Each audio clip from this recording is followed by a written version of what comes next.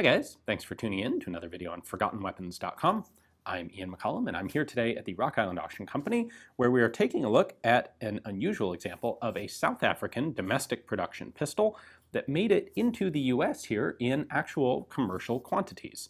This is a Republic Arms RAP-401 and it was of course designed by and manufactured by the Republic Arms Company of Johannesburg, South Africa. Now, Republic Arms got its start in 1968 when a German immigrant to South Africa by the name of Anton Hausler created the Hausler Scientific Instruments Company.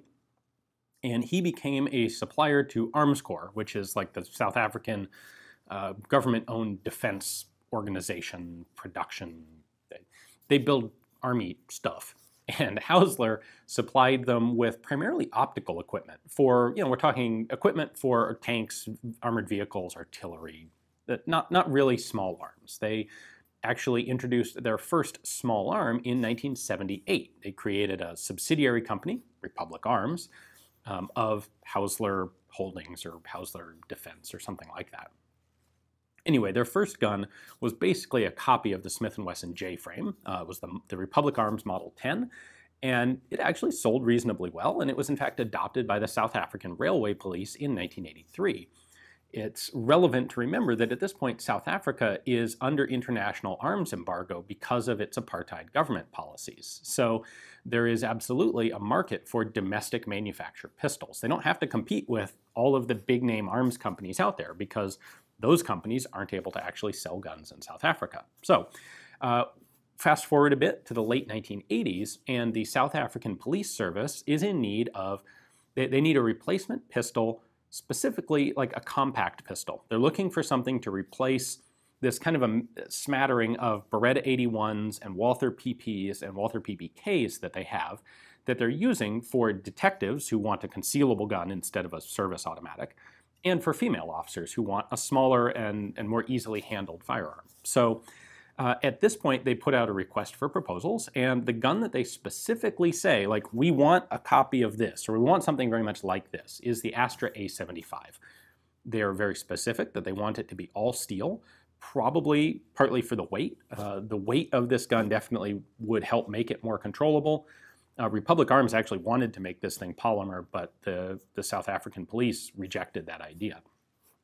Anyway, Republic Arms has a couple of designers who come up with, in 1990, this design, and they submit it to the police, and the police accept it, and it goes into production. So at this point, let me show you what they actually started producing. Well, if you're one of those people who just doesn't like polymer, you'll like this gun. As I said, this thing is all steel. It's really a brick of a little pistol, a lot heavier than you would expect, which actually maybe isn't the worst possible thing for shooting. Maybe a little clumsy to carry, but very nice in the hand. It has a single stack magazine, so it's got a relatively small grip to it.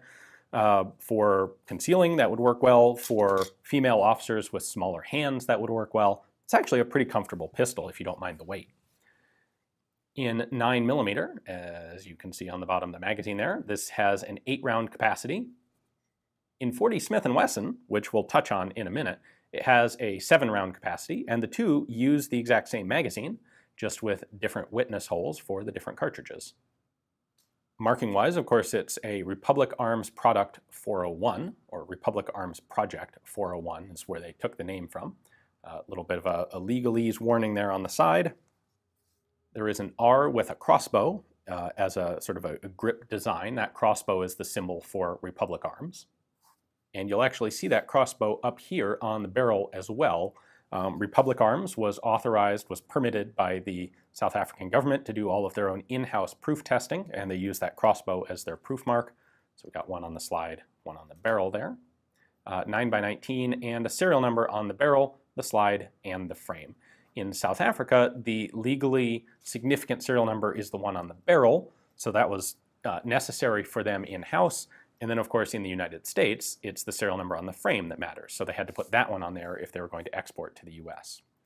And then a marking required for importation with the country of origin, RSA is Republic of South Africa, the company name, and Johannesburg. Mechanically, what we have is a pretty basic, modern, all-steel double action semi-auto pistol. It's a Browning type locking system with the barrel locking, the front of the barrel, the chamber here locks against the slide. There aren't separate locking lugs on the inside. It has a combination safety and decocker. So from the neutral position here, if you push the lever up, that safes the gun.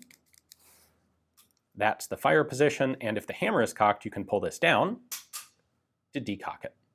Once the hammer is down, that lever doesn't go anywhere.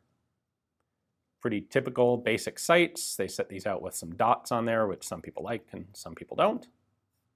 And that's pretty much it. There's not really anything mechanically unusual or innovative or special about this. They were manufacturing it in South Africa because they couldn't bring anything in that did the same job. So things are going pretty well. The police are liking this gun. It's in production until 1994. And in 1994, of course, the new government is elected in South Africa. And one of the things they do right at the beginning is they cancel all of the government's existing small arms procurement contracts. The government's not going to be buying guns for a little while. This, of course, is a problem for Republic Arms. They've got a bunch of money invested in making these things. And so they decide to look to the outside market. With the new government, a lot of the embargo is lifted, and so now they're able to actually export these guns. And what they do in particular is they look at this and realize it's stronger than it needs to be, it's heavier than it needs to be because it's all steel. The 40 Smith & Wesson cartridge is becoming a thing. So let's look at converting this to 40 Smith & Wesson and selling them in the United States. And that was actually a pretty effective strategy. They sold a fair number of these in the US as the RAP-440 in 40 Smith & Wesson. They sold a very small number of them on the commercial market in South Africa in that cartridge in 96, 97, maybe 98, I think 97, 98. But the vast majority of these guns actually came to the United States.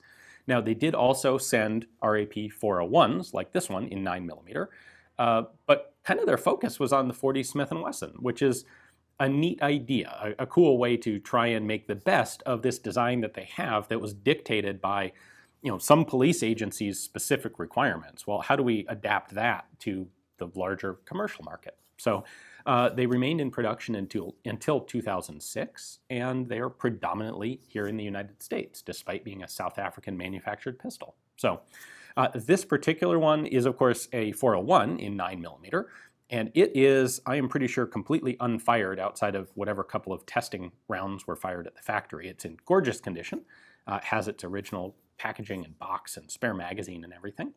And if you would like to know more about it, you can take a look at Rock Island's catalog page to see the guns that they have it lotted with, their price, their pictures, their description, everything like that. You can get to that by way of ForgottenWeapons.com, which is linked in the description text below. Thanks for watching.